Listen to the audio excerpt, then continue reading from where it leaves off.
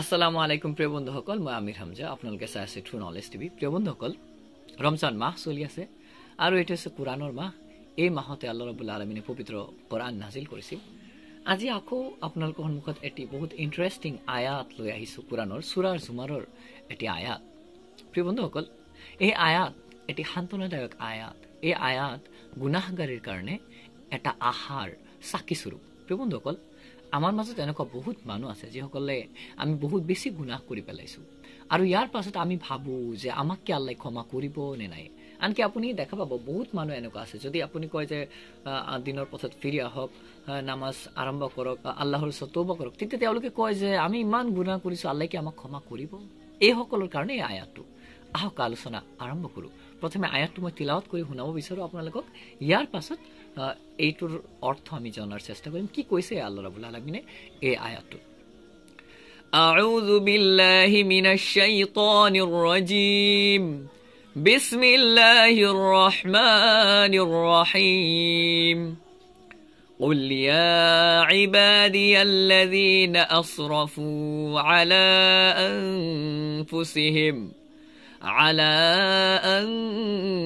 أنفسهم لا تقنطوا من رحمة الله إن الله يغفر الذنوب جميعا إنه هو الغفور الرحيم صدق الله العظيم।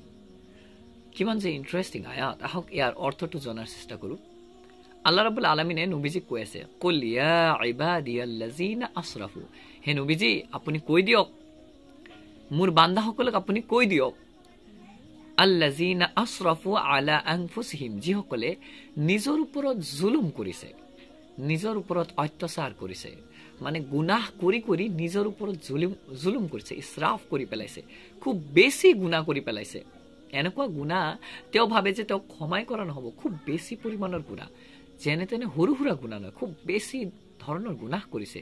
এওঁলোকক আপুনি কৈ দিয়ক, মোৰ এই বান্দাসকলক আপুনি কৈ দিয়ক, লা তাকনাতু মিৰ ৰাহমাতিল্লাহ, তেওঁলোকে যাতে আল্লাহৰ ৰহমতৰ পৰা নিৰাশ হৈ নাযায়, তেওঁলোকে যাতে হতাশ হৈ নাযায়, যে আল্লাহৰ অনুগ্ৰহৰ পৰা যাতে তেওঁলোক হতাশ হৈ নাযায়, তেওঁলোকে এই কথা যাতে নাভাবে যে তেওঁলোকক আল্লাই ক্ষমা নকৰিব। কিমান মানে ইণ্টাৰেষ্টিং আয়াত হ'ব চাওক, আল্লাই নিজৰ বান্দাসকলক কিমান বেছি ভাল পায়। যেনিবা আহাৰ এটি প্ৰদীপ এই আয়াত গুনাহগাৰসকলৰ কাৰণে, আৰু আমি চবেই গুনাহগাৰ। এই আয়াতবোৰ পঢ়িলে আমি গম পাওঁ যে আল্লাহ আমাক কিমান ভাল পায়। আল্লাহ আমাক জাহান্নামতো দিবই নিবিচাৰে, জাষ্ট আল্লাহ আমাক ক্ষমা কৰাৰ এটা বাহানা বিচাৰি থাকে। যদি আমি তৌবা কৰোঁ, আল্লাহ লগে লগে ক্ষমা কৰিব। নহ'লে ইমান ইণ্টাৰেষ্টিং, ইমান সুন্দৰ আয়াত আল্লাহ ৰাব্বুল আলামিনে কোৰাণত নিদিলে হয়। পিছত চাওক, আৰু আল্লাহ বৰ্ণনা কৰিছে, ইন্নাল্লাহা ইয়াগফিৰু যুনুবা জামিআ, নিশ্চয় আল্লাহ সকলো গুনাহ ক্ষমা কৰি দিব, তেওঁ সব গুনাহে ক্ষমা কৰি দিয়ে। ইন্নাহু হুৱাল গফুৰুৰ ৰহিম, ইন্নাহু নিশ্চয় তেওঁ, গফুৰুৰ ৰহিম ক্ষমাশীল আৰু পৰম দয়ালু, ৰহিম বিৰাট দয়ালু, অসীম দয়ালু।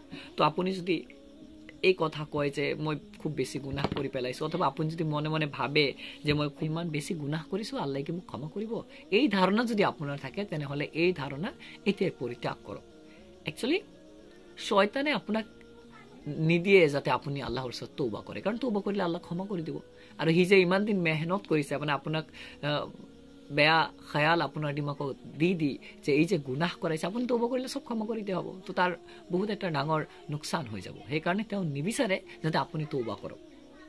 তো আল্লাহ কিমান সুন্দৰভাৱে কৈছে যে, হে নবী আপুনি কৈ দিয়ক মোৰ বান্দাসকলক, যিসকলে নিজৰ ওপৰত জুলুম কৰি পেলাইছে, গুনাহ কৰি কৰি ইছৰাফ কৰি পেলাইছে, তেওঁলোকে যাতে মোৰ ৰহমতৰ পৰা নিৰাশ হৈ নাযায়, মোৰ দয়াৰ পৰা নিৰাশ হৈ নাযায়। নিশ্চয় ইন্নাল্লাহা ইয়াগফিৰু যুনুবা জামিআ, সব গুনাহ ক্ষমা কৰি দিব। আপুনি যদি কয় যে মই বহুত মানুহক হত্যা কৰিছোঁ, নিচা জাতীয় দ্ৰব্য সেৱন কৰিছোঁ, বহুত গুনাহ, কত গুনাহ আছে, আপুনি যিমান বেছি গুনাহ কৰে, সমুদ্ৰ যদি ভৰি যায় আপোনাৰ গুনাহ, আকাশ জমিন, যদি আপুনি ভৰি পেলায় গুনাহেৰে আৰু তৌবা কৰে, আল্লাহ ক্ষমা কৰি দিব। ইন্নাহু হুৱাল গফুৰুৰ ৰহিম, কিয়নো তেওঁ বিৰাট ক্ষমাশীল আৰু অসীম দয়ালু। এই আয়াতটো তেতিয়া নাজিল হৈছিল যে এবাৰ ইবনে আব্বাছ ৰাদিয়াল্লাহু তাআলা আনহুৱে বৰ্ণনা কৰিছে, কিছুমান মানুহ যিসকলে হত্যা কৰিছিল, মানুহক অন্যায়ভাৱে হত্যা কৰিছিল আৰু খুব বেছি পৰিমাণে হত্যা কৰিছিল, আৰু কিছুমান মানুহ আছিলে যিবিলাকে ব্যভিচাৰ কৰিছিল, জিনাহ কৰিছিল আৰু খুব বেছি পৰিমাণে কৰিছিল। তেতিয়া তেওঁলোক আহি নবীজি সাল্লাল্লাহু আলাইহি ওয়াসাল্লাম কৈছিল যে আপুনি যিটো ধৰ্মৰ দাৱাত দি আছে এইটোতো খুব ভাল ধৰ্ম, এতিয়া কথা হ'ল যে আমিতো জঘন্য গুনাহ কৰিছোঁ, খুব বেছি পৰিমাণে গুনাহ কৰিছোঁ, তে আমি যদি ইছলাম গ্ৰহণ কৰোঁ তেনেহ'লে কি আমাৰ গুনাহো কি ক্ষমা কৰি দিয়া হ'ব? কাৰণ তেওঁলোকে শুনিছিল যে ইছলাম গ্ৰহণ কৰিলে আল্লাহে আগৰ চব গুনাহ মাফ কৰি দিয়ে। তো কৈছিলে যে আমিতো আৰু সৰু সুৰা গুনাহ কৰা নাই, জঘন্যতম গুনাহ আমি কৰিছোঁ, তে আল্লাহে কি আমাৰ গুনাহো কি মাফ কৰি দিব? তেতিয়া আল্লাহে এই আয়াত নাজিল কৰি মানে বুজাইছে যে অৱশ্যে আল্লাহে ক্ষমা কৰি দিব, তেওঁতো পৰম কৰুণাময়, অসীম দয়াময়, তেওঁতো ক্ষমাশীল। প্ৰিয় বন্ধুসকল, তো আমি নিৰাশ হোৱাৰ কোনো প্ৰশ্নই নুঠে, নিশ্চয় আল্লাহে আমাক ক্ষমা কৰি দিব।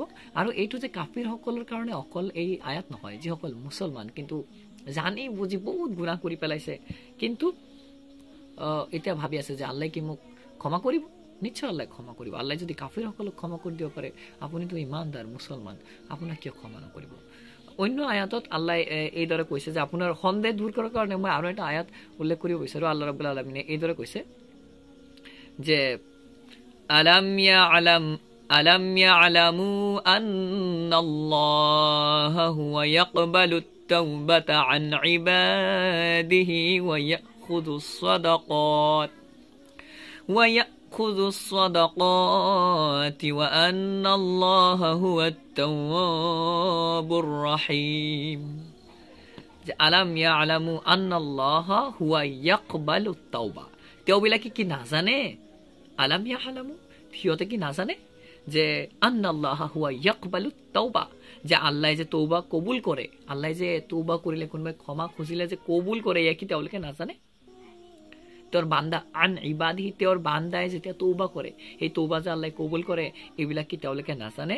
ওয়া ইয়াখুযুস সাদাকাত, আৰু সদকা যে গ্ৰহণ কৰে, এইবিলাক কি তেওঁলোকে নাজানে?